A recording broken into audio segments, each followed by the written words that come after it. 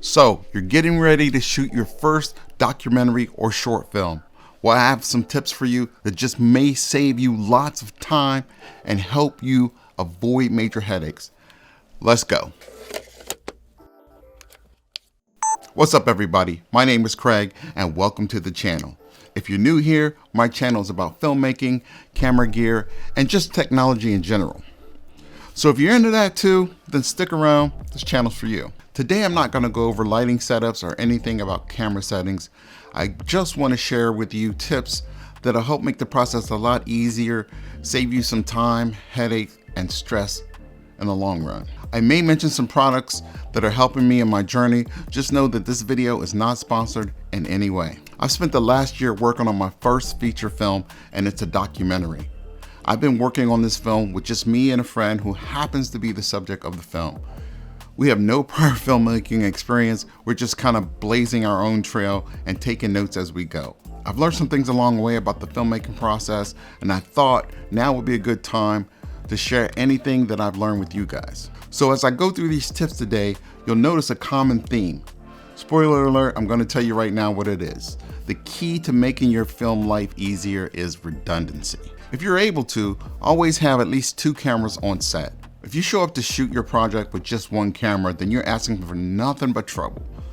You can't shoot your project just relying on the 1 camera that you brought with you. You never know what can happen while you're on set.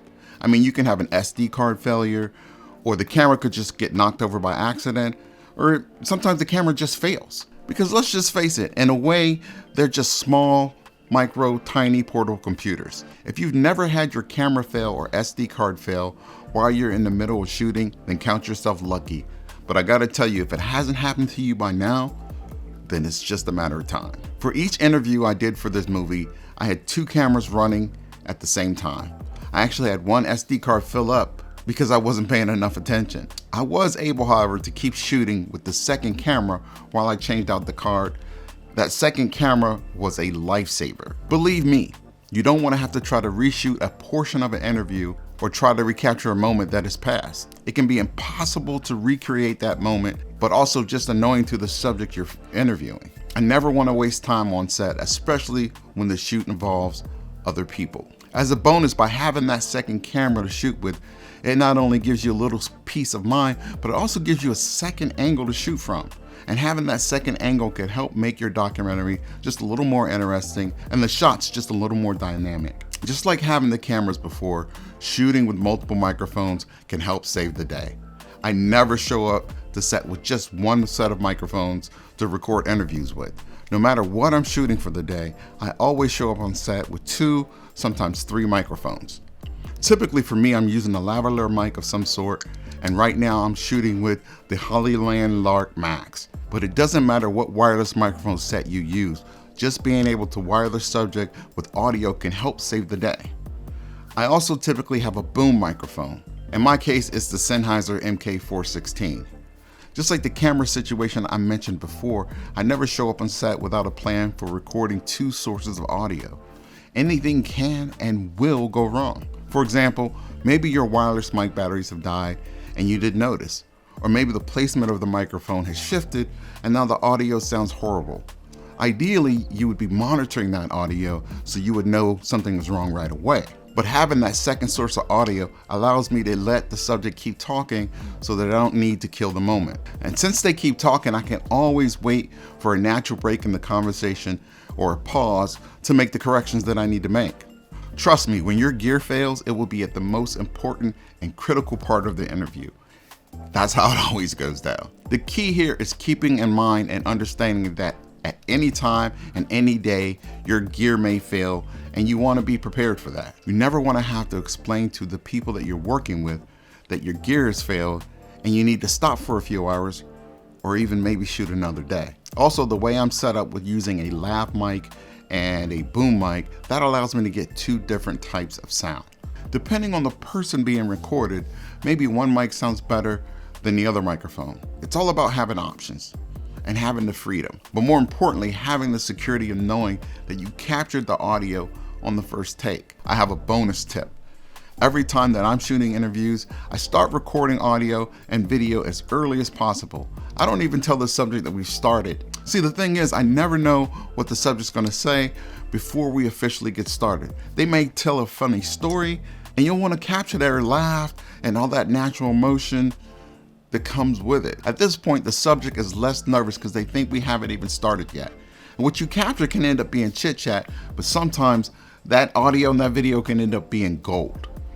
The same goes for when the interview is over. I usually keep the audio and video running just a little bit longer because there's conversations that happen at the end and the subject thinks we're done. And again, it could be another incredible moment for your film. At this point, you've shot all the video that you need for your film. And of course, you recorded the audio that you need. So right now, what do you do with it? Well, don't just dump it into a folder. The key here is having everything organized in a way that makes sense to you. For example, I have all the interviews in one folder, and in those folders, I have subfolders. I have the interviewees separated by the person being interviewed. I then have those interviews separated into subfolders. I have the names of those people being interviewed separated into separate folders. I have the audio for those interviews also put in the subfolders, the same as with the person being interviewed. I typically have another folder specifically for B-roll. And in that folder, I have subfolders, and I can categorize the B-roll by the type of B-roll or the location or whatever it seems important to you to help you identify the footage that's contained. When it comes to my editing software, I typically do something similar. I place everything in separate bins and I make sure everything is nice and neat and organized.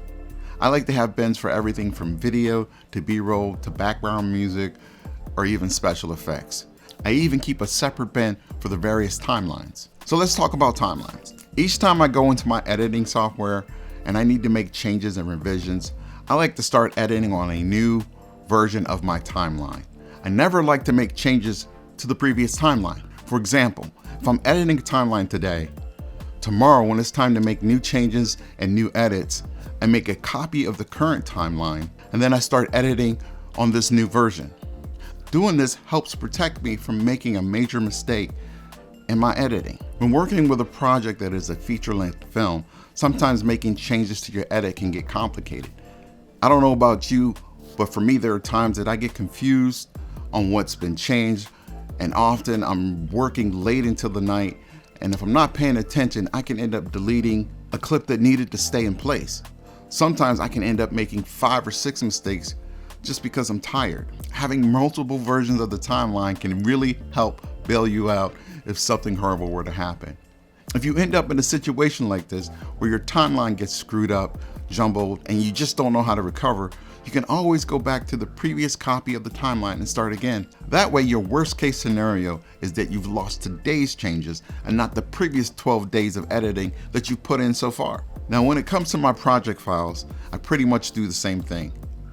Each time I get ready to start a day of editing, I first go in and duplicate my current project file. The new copy gets named with today's date, and then I begin my editing, but not before I make a new timeline. Now I know all of this might seem like overkill, but I'm an old dude with a background in IT. I have seen project files get corrupted by all sorts of different applications. I've seen this way too many times, and I'm gonna tell you, it's horrifying. Imagine months or even a year's worth of work getting lost due to the fact that your editing software is no longer capable of opening up your project file. I can't even imagine. It makes me sick to my stomach to even think about it. Anyway, let's move on. Okay, let's talk about backup. If you made it this far, then you know by now just how anal I am about not losing any part of my project that I've worked so hard to create. And it almost goes without saying that I'm just as anal when it comes to backing up all of my footage. At this point in the process, I've worked really hard and you've worked really hard to ensure that you're giving yourself the best chance at success when it comes to this film. Now is not the time to get lazy or feel comfortable about the safety of your film. We need to protect our work with a solid backup plan. If you don't know anything about proper backup techniques, let me fill you in. When it comes to backing up your files, it is typical to have one copy secured locally. And that means having a copy of all your files on site. That could mean they are in your home or in your office. Now, that doesn't mean that your files are completely safe. They are still in danger from anything that can happen to you at your location. This could mean a flood, This can mean a fire or a possible theft or even hardware failure. Remember, like I said before, your gear will fail someday. So having another backup offsite is the second piece of our backup plan. Nowadays, for most professionals, that means storing data online. That is exactly what I do. So let me break down my backup workflow for you. So all of my footage is stored on my external drive. I'm using the OWC Express 4M2. It is an external 12 terabyte SSD that is super fast and super portable. This allows me to edit this large movie project directly on the drive. And if I want, I can take the drive with me everywhere I go. My files are then backed up to a second computer with an internal SSD. I love being able to take advantage of my home network and those internal SSDs. The speed is crazy, but then again, so is the cost. Instead of buying a second computer, you could take advantage of a network attached drive. They are expensive, so if you wanted to, you could just use an external USB drive. They are much cheaper, it'll save you a lot of money, but they're also much slower. After the local backup is done, I then back up all my files with an online storage provider. That gets my files away from my home in case of emergency. There are tons of companies out there that offer online backup services, so feel free to do your research and pick one that suits your needs. For those of you who want to know, I'm using Backblaze for my needs. They have some of the best prices I've ever seen. I'm paying $10 a month for just a little peace of mind. If you're using another service, please drop a comment and let me know what you're using and what works best for you. I'm always happy to find out about other options. And maybe some of you watching this video would like to see those options also. So let's wrap it up. So far, making this movie has been quite a journey for me. I will be happy to share anything else I've learned along the way with you guys if you're interested. Feel free to check out the description below for links to the products that I've mentioned. So that's it. I hope this video has been helpful. Please tap the like button. It really helps me reach more people.